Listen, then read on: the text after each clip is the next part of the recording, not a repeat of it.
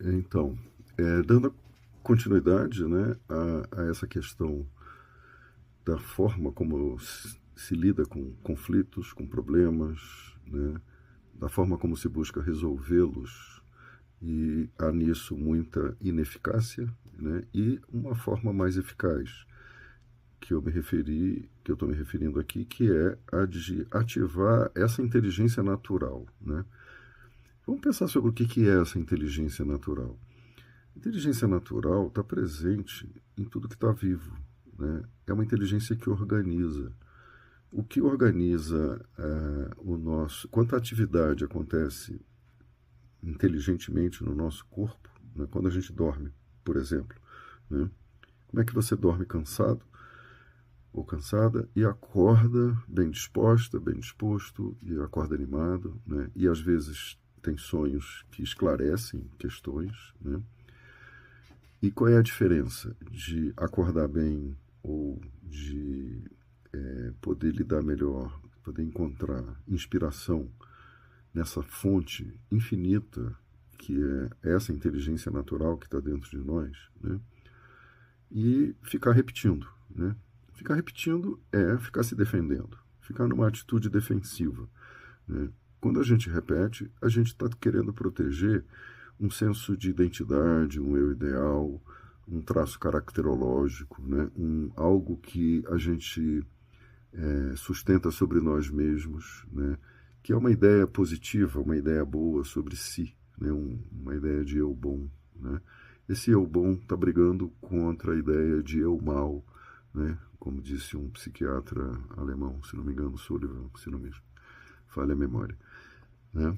E porque existe por trás dessa luta entre eu bom, eu mal, eu certo, eu errado, né? Existe uma dimensão não eu agindo dentro de nós, né? Que é de uma inteligência infinita e profunda, né? Os retiros de meditação, as pessoas que se dedicam a práticas, a explorar esse fundo sem fundo, né? Através de várias práticas, yoga, né? Isso vai além das terapias, né? As terapias estão focadas em resolver conflitos, né? E libertar o sujeito dessas apreensões que vêm de fora, né? Que foram moldando o caráter, moldando a nossa maneira de ser, né? E que se constitui num cárcere, né? Se constitui num aprisionamento e não deixa que a gente ache soluções melhores para as coisas, né? Então, poder sair dessa luta interna, né? Poder parar esse fluxo que vem de memórias, que vem de um contínuo, né? Algo que está dentro de nós sem um olhar diferenciador, né? A gente vai no automático, vai falando o que pensa, vai expressando o que sente, ou vai se calando quando devia falar, né? Vai agindo sem pensar. Ou seja, há várias manifestações disso, né? Esse fluxo precisa cessar conscientemente, né? E não vai acontecer nada mágico, né? Se você se aquietar, né?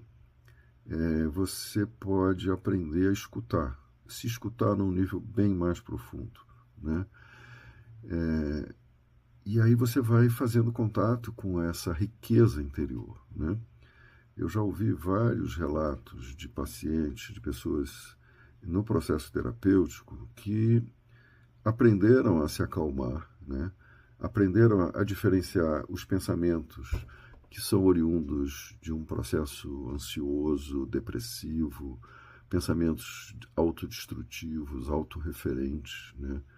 Essa roda interna que não cessa, né? Quando a pessoa aprende a se diferenciar disso, ela começa a ter ideias que ela às vezes não sabe de onde vem, né? A pessoa às vezes diz: nossa, eu agora estou entendendo o que eu antes não entendia, eu estou vendo que de um jeito que antes eu não via, né?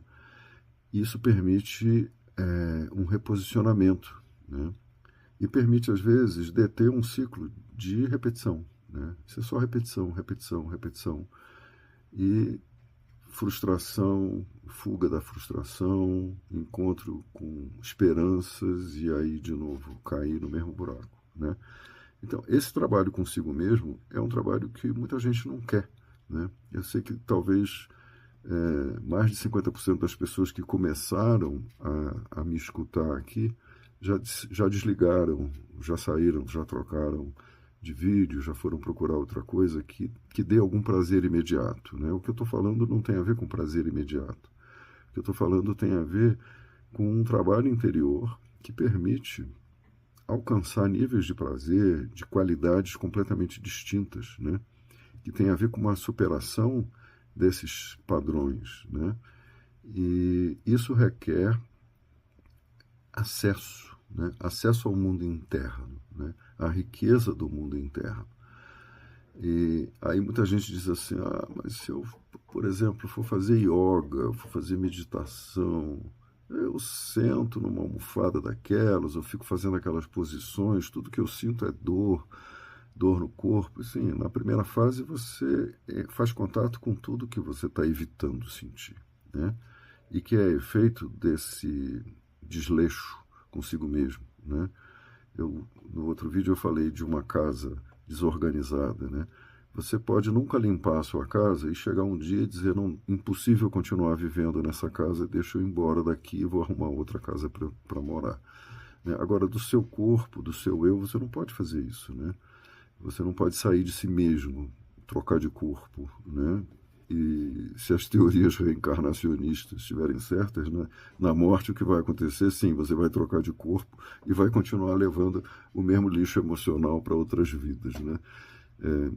Por enquanto aqui eu estou falando disso apenas como uma metáfora dessa questão, né?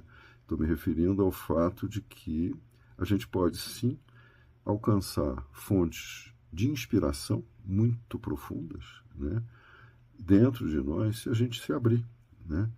E se a gente for honesto. Tem que ter uma honestidade, né? Tem que ter uma humildade, né? Não adianta querer apontar o dedo para o outro, né? Atacar o mensageiro, por exemplo, né? É muito comum a gente apresentar uma hipótese diagnóstica, né, para alguém, né? Alguém que está bebendo muito, por exemplo, e causando mal ao próprio corpo, gerando conflitos no seu relacionamento, e a pessoa bebe e não consegue parar. Aí a gente diz, olha, isso parece um comportamento alcoolista, né? E a pessoa se ofende, né? Ela toma isso como se fosse um ataque a ela, ao invés dela parar e pensar, né? Será que tem algo aqui em mim que eu preciso ver, né? Porque o bem-estar nunca está no olhar do outro, né? Das pessoas te apreciarem, te valorizarem. Isso é pífio, né? Isso é muito frágil, né? Bem-estar de verdade é algo que vem de uma conexão profunda com a gente mesmo, né? Que nos conforta, né? A gente desenvolve o que se pode chamar de amor próprio, né? Autoestima, senso de valor, que corrige todo esse equívoco, né, de que o nosso bem-estar vem de como os outros nos veem, né? Por isso que muita gente gasta muito dinheiro com exibicionismo, né? Exibindo carrões, casas bacanas, roupas caras, bolsas, etc., né? Isso é um grande equívoco, né? Vamos pensar sobre isso. Daqui a pouco tem outro vídeo aprofundando essa história.